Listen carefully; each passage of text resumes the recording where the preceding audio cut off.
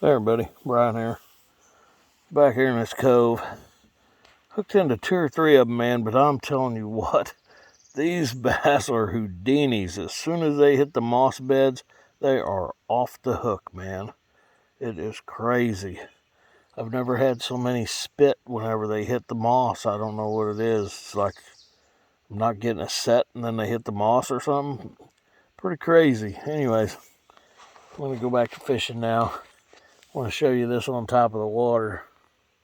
I don't know if that's showing up real good, but the steam's just kind of swirling around. Part of it's going out and part of it's going back, and it's pretty cool.